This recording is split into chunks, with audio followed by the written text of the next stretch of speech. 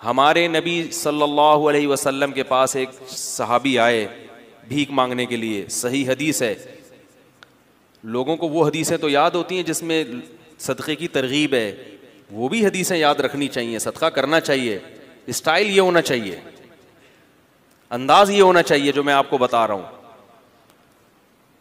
सहाबी आए, अंसारी सहाबी, अर्ज़ किया या रसूल अल्लाह, घर में क्या है? फाक़े, कुछ भी नहीं है खाने में। वो वाकई बेचारे मुस्तहिक थे, उन्हें तो नबी वैसे ही दे देते ना, वो झूठ थोड़ी बोल रहे थे नबी की खिदमत में आके। कुछ भी नहीं है घर में। आपने फरमाया कुछ तो होगा, सब सहाबा बैठे हुए हैं, कुछ तो होगा। फरमाया सिर्फ एक प्याला है।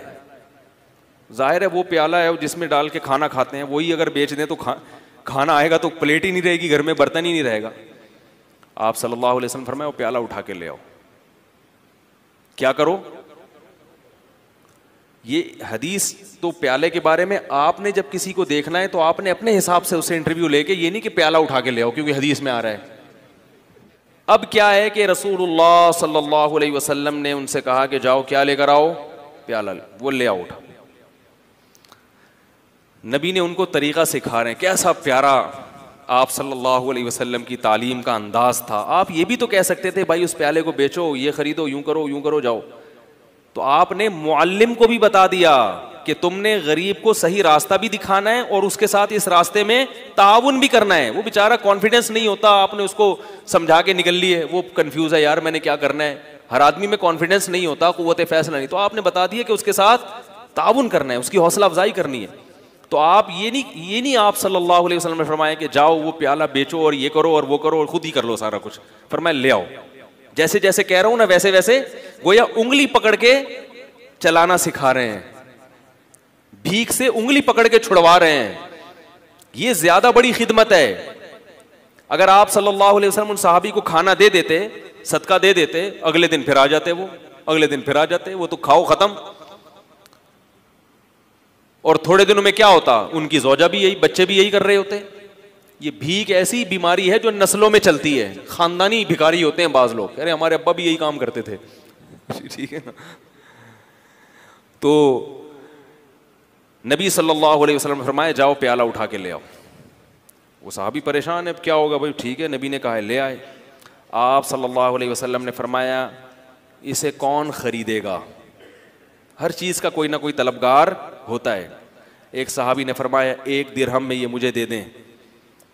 आपने फरमाया इससे ज़्यादा में कौन खरीदेगा? भाई अब बिजनेस का तो उसूल है ना, सरमाया चाहिए तो जितना ज्यादा सरमाया ले सकते हो। अरे यार भाई बिजनेस का तो उसूल है, हलाल सरमाया है। तभी ये याद रखो इस्लाम ने किसी चीज की कीमत मुतय्यन नहीं की है। नबी ने फरमाया दाउन नास, लोगों को अपने हाल पे छोड़ दो, कीमतें मुतय्यन मत करो। इन्नल्लाह हुवल मुसअ्इर, अल्लाह चीजों की कीमतें खुद मुतय्यन करता है। जिस चीज की कीमत अल्लाह ने बढ़ानी होती है मार्केट से शार्ट कर देगा उसको, जिस चीज की कीमत अल्लाह ने घटानी होती है मार्केट में अल्लाह उसको वाफर मिकदार में फेंक देते हैं। इसलिए असल उसूल यही है कि किसी चीज की कीमत मुतय्यन नहीं है। आप जो अपनी चीज धोखा ना हो उसमें, जिस कीमत पे चाहे बेचें। लोग कहते हैं वो तो फिर इतनी कीमत चीज महंगी हो जाएगी, भाई वो आपसे ना खरीदे, वो साथ वाले से खरीद ले। क्या ख्याल है? तो वो तो खुद ब खुद, हाँ गड़बड़ जब होगी जब ताजिर मिलके आपस में ईका कर लेते हैं, मुआहदा कर लेते हैं कि इससे कम पे नहीं बेचना, ये नाजायज है। इसी वजह से फिर हुकूमत को इन्वॉल्व होना पड़ता है, चीजों की कीमतें मुतय्यन करती है। तो आप सल्लल्लाहु अलैहि वसल्लम ने फरमाया कौन खरीदेगा? एक साहबी ने कहा 1 दिरहम में। आपने फरमाया कि इससे ज्यादा में कौन खरीदेगा? एक साहबी ने कहा मैं 2 में खरीदूंगा। उससे ज्यादा बोली लग नहीं रही थी। तो आप सल्लल्लाहु अलैहि वसल्लम ने फरमाया इससे ज़्यादा में कौन ख़रीदेगा? सहाबी ने क्या कहा? मैं 2 दिरहम में। 2 दिरहम में ख़रीदा। 2 दिरहम आप सल्लल्लाहु अलैहि वसल्लम ने उन सहाबी को दिए। फरमाए 1 दिरहम से कुल्हाड़ी लेकर आओ और 1 से अपने और अपने बच्चों के लिए खाना लेकर आओ, गुजारा चलाओ फ़िलहाल, क्योंकि अब भूख का भी तो कोई इलाज करना है ना। तो वो गए, 1 दिरहम से क्या ख़रीदा? गुजारे लायक। ये नहीं कि पिज़्ज़ा लेके जा रहे हैं, आज ये भी होता है।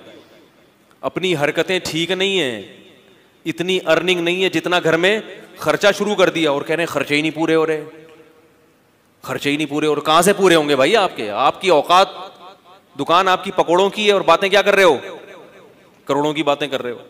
तो अपनी औकात देखकर अपने पांव फैलाओ ना। वो जो भी बेचारों को मिला होगा जौ की रोटी, भाई फिलहाल बेगम, मेरी अपनी आदत क्या है कि मैं अक्सर मैं कभी भी कोशिश करता हूं किसी भीख मांगने वाले को नहीं दूं, इल्ला ये कि जब 100% इत्मीनान हो जाए कि वाकई ये मुस्तहिक है और कुछ कर नहीं सकता, वो एक अलग बात।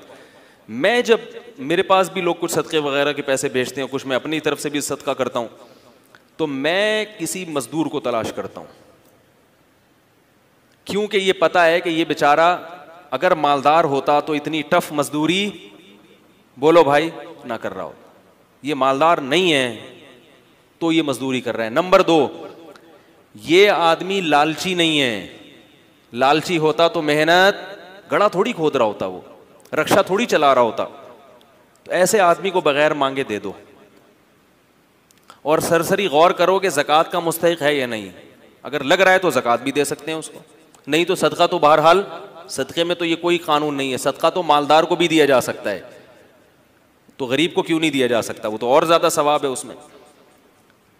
और बाज़ दफ़ा अगर मेरे पास कोई बड़ा अमाउंट हो तो फिर मैं क्या करता हूँ, मैं किसी गरीब से ये पूछता हूँ, जो इंटरव्यू लेता हूँ ना, कि भाई आप ये क्यों कर रहे हो, ये क्या है? वो उसको नहीं पता होता ये मौलवी साहब मुझे चंदा देंगे। अगर पहले पता चल जाए ना तो फिर छोड़ू होते हैं। फिर आजकल ये गरीब क्या होते हैं, लंबी लंबी छोड़ना शुरू कर देते हैं। कह रहे मुझे 2-3 करोड़ रुपए मिल जाए ना फिर ऐसी बातें शुरू करते हैं। उनको नहीं बताओ वैसे ही है, हेलो हाय, और भाई तबीयत सेट अंडी वालान खा टोल मोल। अगर पठान है तो थोड़ा सा पश्तो मश्तो मारी, पंजाबी है तो थोड़ा सा उसमें, और भाई पाण की हाल है तो ठीक ठाक हो, इस तरह की थोड़ी सी गल्ला शल्ला करके तो थोड़ा सा उसको मानूस किया। उसके बाद उससे रिपोर्ट तलब की, और भाई क्या कर रहे हो, घर भर कैसा चल रहा है। तो जो इज्जतदार आदमी होता है वो पहली दफ़ा में तो यही कहेगा अल्हम्दुलिल्लाह, अल्लाह का दिया बहुत कुछ है। अब ये नहीं कि हम भाग गए, इसका मतलब है बंदा सफ़ेद पोश है, अल्लाह का शुक्र अदा कर रहे हैं। तो भाई अल्लाह का दिया माशाल्लाह बहुत कुछ है। बच्चे कितने आपके? जी 2-3 दर्जन बच्चे हैं माशाल्लाह। एक मिसाल दे रहा हूँ, वैसे होते नहीं किसी के। और कौन है घर में? यार वैसे ही पूछ रहा हूँ यार, तनख्वाह कितनी है? कहना अल्हम्दुलिल्लाह ये दिहाड़ी हो जाती है। तो इस दिहाड़ी में गुजारा हो जाता है? हाँ भाई हो जाता है। इसका मतलब है कि गुजारा नहीं होता, क्योंकि इस दिहाड़ी में असबाब की दुनिया में इतने बच्चों के साथ गुजारा नहीं होगा। तो भाई उसको लिफाफा चुपके से पकड़ाओ और पतली गली से निकल लो। और इससे ज़्यादा अच्छा काम क्या है?